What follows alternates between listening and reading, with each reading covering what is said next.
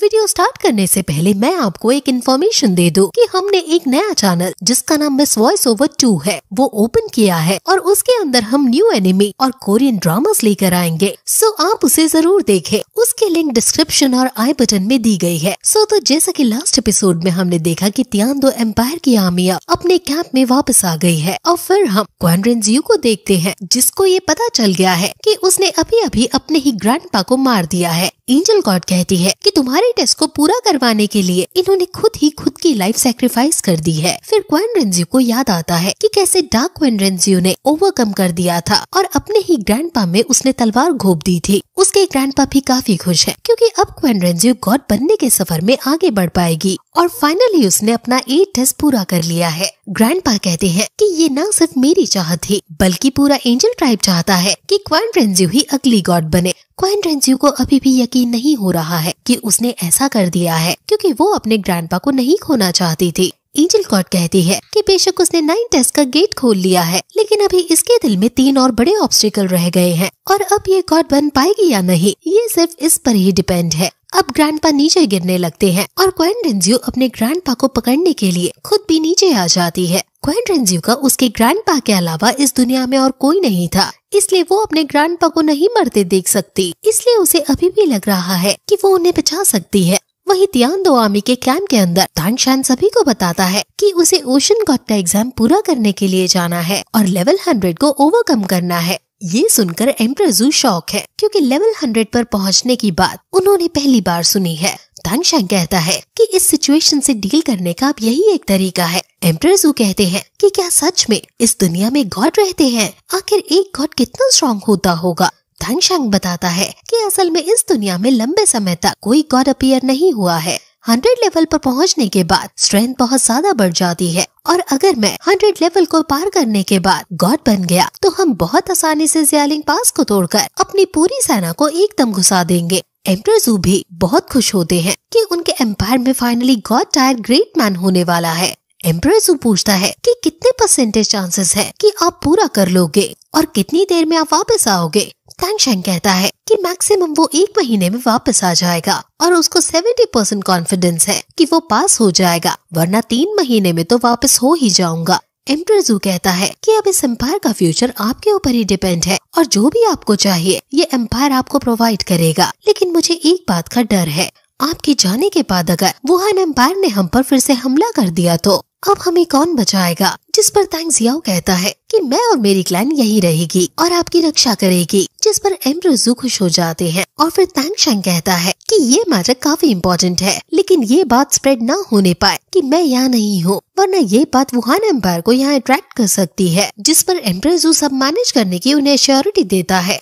अब तानशान अपने पापा और चाचा के साथ ग्रैंड मास्टर के पास आता है और अर्लोंग उसको देखकर खुश हो जाती है और कहती है कि तुम्हारे उस मैजिकल प्लांट की वजह से ग्रैंड मास्टर बच गए हैं और अब हील भी हो रहे हैं। तानशान ग्रैंड मास्टर से उनके हाल पूछता है जिस पर वो बताते हैं कि वो अब रिकवर हो गए हैं। वो फिर तानशान को अपने पापा और चाचा के साथ बैठने को कहते हैं जिस पर तांग हाउ ग्रैंड मास्टर को शाय ना होने के लिए और कंफर्टेबल होने के लिए कहते हैं कि आप हमारे वेलकम की चिंता अभी ना करो, आप बीमार हो और आप रिकवर होने पर ज्यादा से ज्यादा ध्यान दो। आपने ही मेरे बेटे को बचपन से गाइड किया है और आज जो भी ये है उसका सारा श्रेय आपको जाता है। अर्लोंग भी कहती है कि तानशान भी हमेशा पूरा ट्रस्ट करके ग्रैंड मास्टर की हर बात को मान जाता था। आप लोग बातें करो, मैं आप लोगों के लिए खाने का अरेंजमेंट करने जाती हूँ। ग्रैंड मास्टर तानशान से पूछते हैं कि क्या तुमने सी गॉड का सक्सेसर बनने का पूरा मन बना लिया है? तानशान कहता है कि आप जानते हो मेरे पास और कोई चारा नहीं है, इस करंट वॉर की वजह से नहीं बल्कि सी गॉड के 9 टेस्ट को मुझे पूरा करना ही होगा।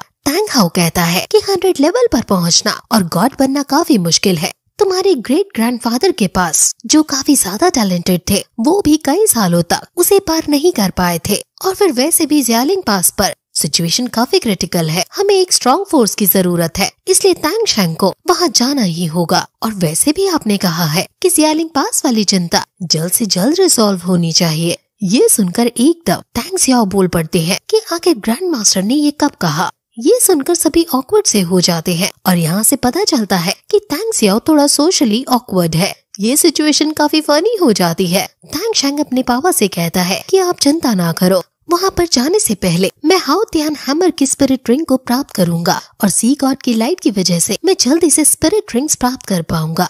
मुझे यकीन है कि ये ट्रिप सक्सेसफुल रहेगी। अब तैंग जियाओ ग्रैंड मास्टर के पास आकर बैठे हैं और कहते हैं कि तुमने तैंग शैंग और तैंग हाउ सेक्ट पर बहुत बड़ा एहसान किया है, इसलिए हमें तुम मास्टर दौलो मत कहो, हम भाई हैं और इसलिए हमें भाई कहकर पुकारो। वो ये सब जोश में कह रहे थे और वो भूल ही जाते हैं कि इनको चोट लगी है और वो जोर से उनके कंधे को पकड़ लेते हैं, जिससे उन्हें और दर्द होता है, जिससे तैंग जियाओ फिर से एम्बैरेस हो जाते हैं और फिर ये सिचुएशन फनी हो जाती है। ग्रैंड मास्टर कहते हैं अब तो दर्द सही है। वो सब बहुत हंसते हैं और फिर तैंग शैंग को अच्छे से समझाते हैं कि सी गॉड आइलैंड काफी खतरनाक है। सेफ्टी इंश्योर करने के लिए अब वो समय आ गया है कि मैं तुम्हें हाउ तियान सेक्ट की सीक्रेट टेक्निक सिखा दूं। तैंग जियाओ भी कहता है कि हाँ, इसे अब पास कर देनी चाहिए। आखिर ये अब उस टेक्निक का वारिस नहीं होगा तो भला कौन होगा? अब यही सही समय है।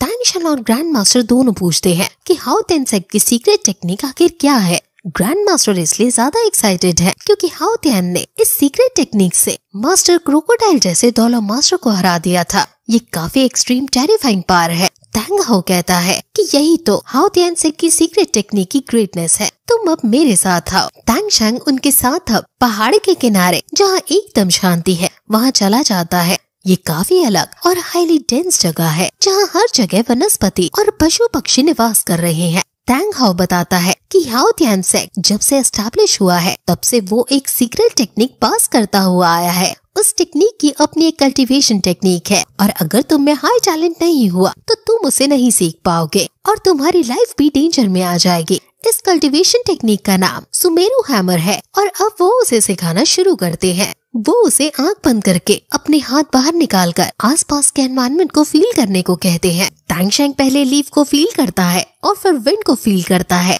वो फिर तैंग शैंग को बताते हैं कि अगर यहाँ कोई विंड नहीं होगी तो कोई पत्ता उड़ने के काबिल नहीं होगा। अगर कोई लीफ नहीं होगी तो विंड अपना एक फंक्शन खो देगी। सुमेरु हैमर असल में सभी स्पिरिट रिंग्स को एक साथ यूज करने की एक टेक्निक है और उसकी सारी पावर को पालो सुमेरु में डालने की, जिससे उसकी सारी पावर प्योरेस्ट पावर में कन्वर्ट हो जाएगी। स्पिरिट रिंग जो हैमर की सुमेरु बन जाती है वो काफी ज्यादा ताकतवर होती है। वो हाथ की हाथ उसको ये प्रैक्टिकल करके दिखाते हैं और वो तैंग शैंग से पूछते हैं कि क्या अब तुम्हें ये समझ आया? जिस पर तैंग शैंग थोड़ा उदास हो जाता है, जिसके बाद ये एपिसोड यहीं खत्म हो जाता है। मेरी फ्रेंड को टाइम न मिल पाने की वजह से वो योर डायरीज पर वीडियोस नहीं ला पा रही थी, इसलिए उसके चैनल पर अब आपके लिए मैं वीडियोस लाया करूंगी और आपको नेम सर्च करने में आसानी हो, इसलिए उसका नाम मिस वॉइस ओवर 2 कर दिया गया है। उसके अंदर हम आपकी पसंदीदा कोरियन ड्रामा और एनिमी लाया करेंगे। सो आप उस चैनल को पूरा सपोर्ट करें। सोल लैंड और BTTH की एक्स्ट्रा डिटेल्स और हिडन स्टोरी लाइन्स आपको वहीं देखने को मिलेंगी।